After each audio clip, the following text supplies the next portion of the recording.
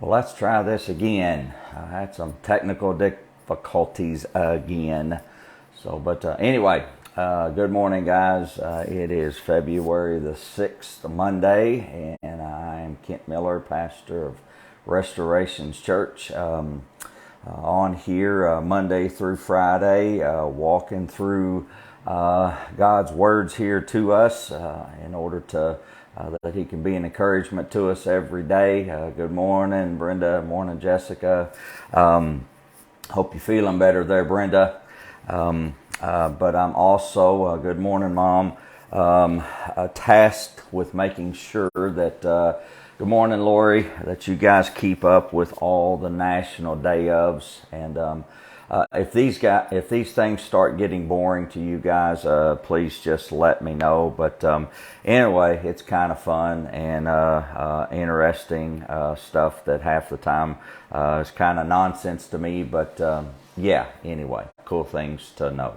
So today in our National Day ofs, first one we have is that it is, good morning, Tim, National Frozen Yogurt Day. A National Frozen Yogurt Day. Frozen yogurt was introduced in the 70s, but really didn't take off until the 1980s. And as I've kind of thought about why it took off in the 80s, good morning, Jeremy, that's about the same time that spandex showed up. And so people started worrying about their figure and their weight. And so that's where I think National Yogurt Day came in. And so anyway, that's just my opinion. But anyway, take that for whatever you want.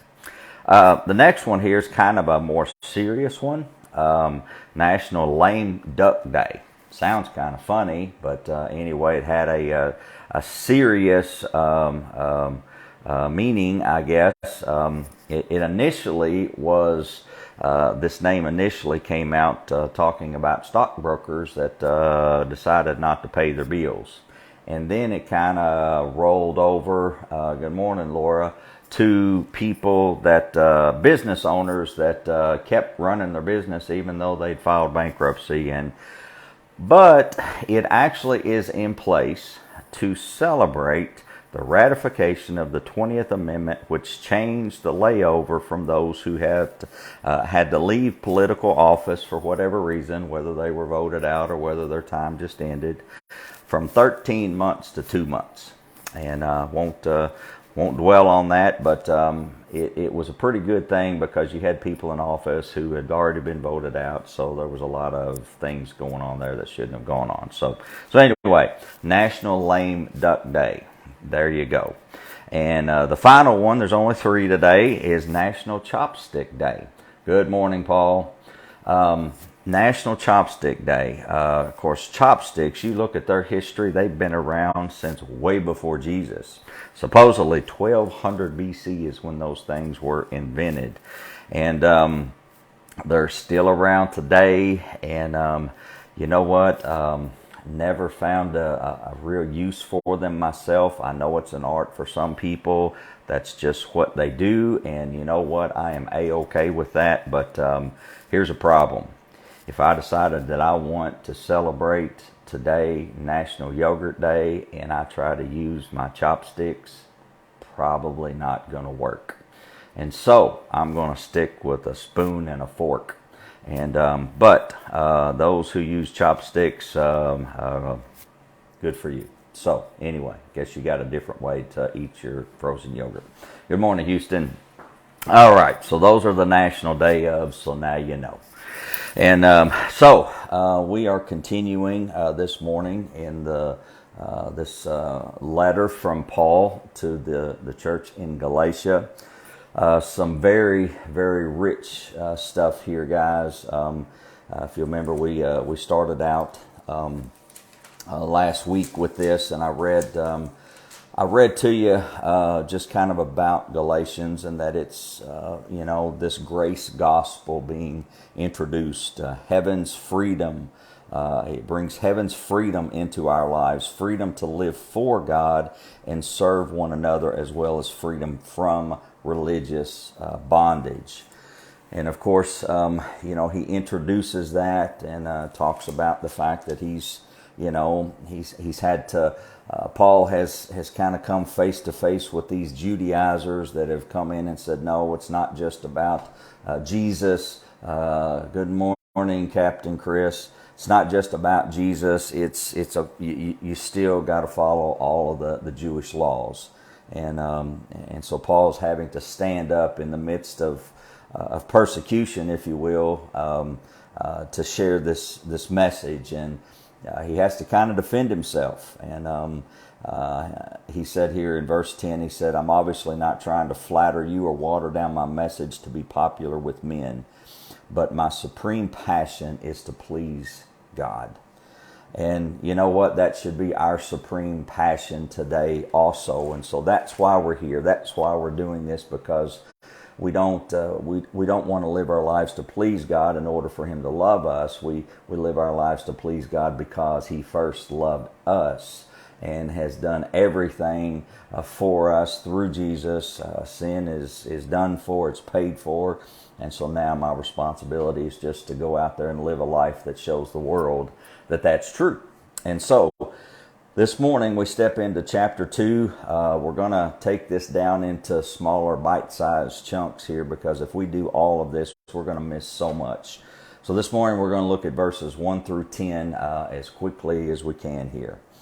Beginning in verse 1, it says, 14 years later, so that means Paul had been ministering for a long time. This wasn't a short spell in between here.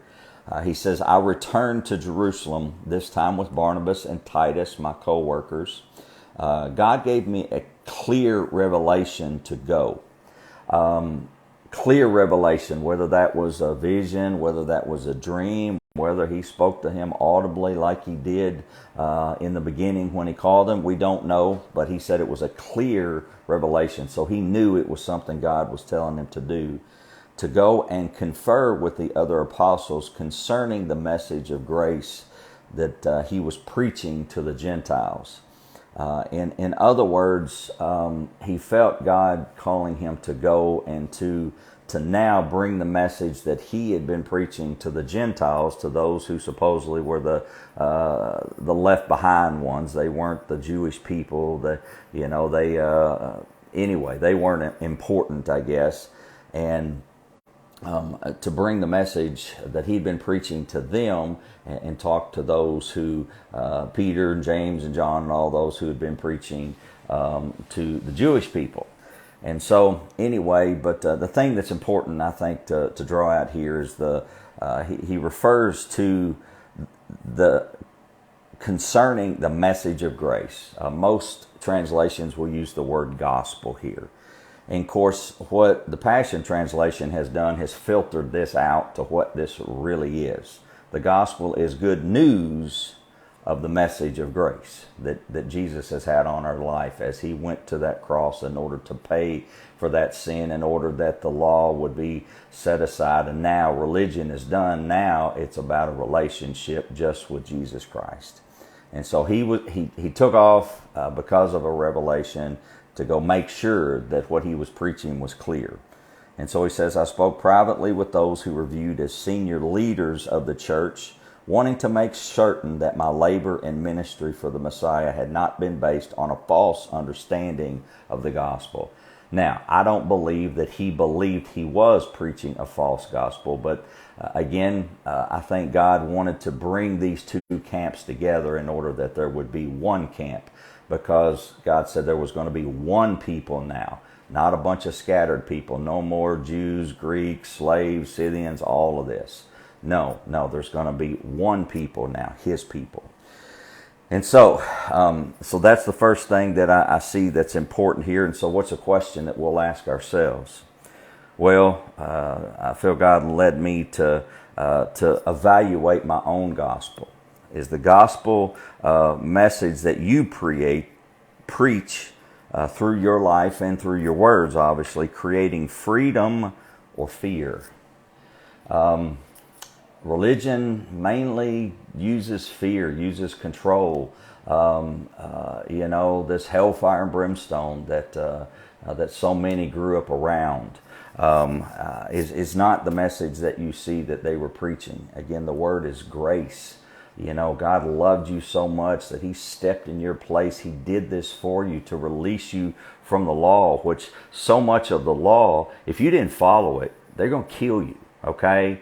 And so fear is bound up in that. So you know, of course, in the scriptures, we've got in, I think it's over 365 times, we're told not to fear. And so if my gospel that I'm preaching is bringing more fear into your life, then I need to evaluate that. And so is it about the grace? Is it about what Jesus has done? How he set us free from this bondage? And so that's the first part, the first couple of verses here. And so we'll continue. In verse 3 it says, even though Titus was a Syrian, now some of your translations will say Greek. Again, it depends on if you're looking at the Aramean, the Aramaic, or whether you're looking at the Greek text. They kind of differ, but this translation believes that he was Syrian. Really doesn't matter to us today, right, anyway. But it says they accepted him as a brother without demanding that he first be circumcised. In other words, he showed up, he wasn't circumcised. He's in the midst of a bunch of Jews. And so they're not making him go in the other room and call in a doctor. We know what circumcision is. Again, and of course that was one of the main things that had to happen for a man if he was a Jew under the law. And so now they're saying that stuff's over with, it's gone. And so he says, I met with them privately because false brothers had been secretly smuggled into church meetings. They were sent to spy on the wonderful freedom that we have in Jesus Christ. Their agenda was to bring us back into the bondage of religion. Folks, unfortunately, that stuff is still happening today. We still have people that will show up in services and they're not there to hear the awesome message of Jesus and to celebrate what God's doing in our midst. They're there to nitpick and to pull out words that we'll say that they disagree with in order that they can get on Facebook or go wherever and try to make us look like false prophets. You know, we're preaching the message of grace. We're preaching the good news of Jesus Christ. And so again, there's nothing new under the sun. These things are still happening. But Paul says, but you must know that we did not submit to their religious shackles. In other words, just because they did that didn't mean that we're going to bow down. Okay? We kept going with what we knew was true. So he says, not even for a moment, so that we might keep the truth of the gospel of grace unadulterated for you. It was important for him to keep the gospel what it truly is. It's a message of grace.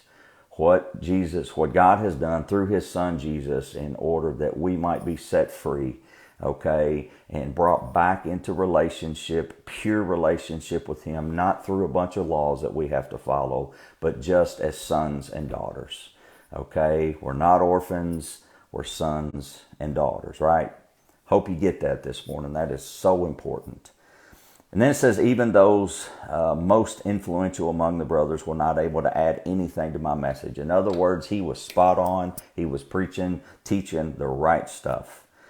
Who they are before men makes no difference to me, for God is not impressed by their reputations. In other words, I didn't go there in order to impress these Jewish leaders. Okay, good morning, Tara. That's not why I went there. I went there because of this revelation. God told me to go in order that my message could be confirmed or affirmed. And so they recognized that I was entrusted with taking the gospel to the Gentiles, just as Peter was entrusted with taking it to the Jews. For the same God who empowered Peter's apostolic ministry to the Jews also flowed through me as an apostle to those who are Gentiles. And I believe that same empowering is happening today for all of us, that God is calling to go do the same things. This apostolic power is still out there. That's why churches are still being planted. Okay, that's why we are still passionate about this message of grace being shared.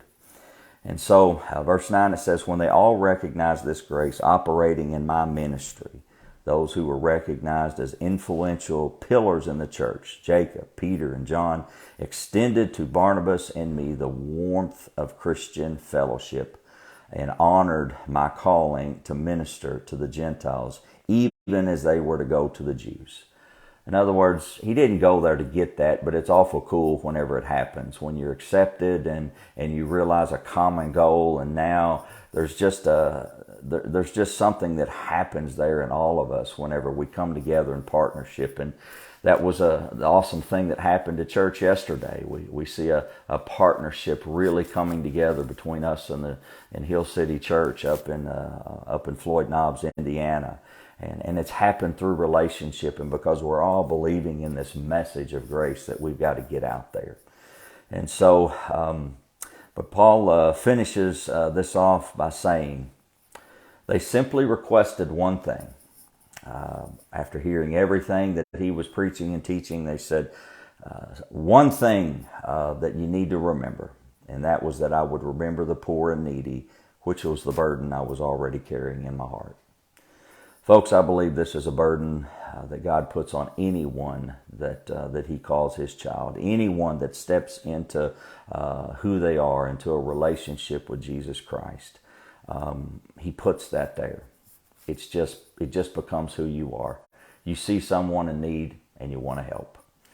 And so, folks, again, as you see, I put this down in smaller chunks, and I went a couple minutes over what I try to do each morning. So, but it's important what you're teaching and preaching. Is it creating fear in people, or is it giving them freedom to live in a relationship with this awesome God that we've got, to which happened through His Son Jesus, His death, His burial, His resurrection, putting to death the religious systems, the law, in order that relationship could flourish with Him.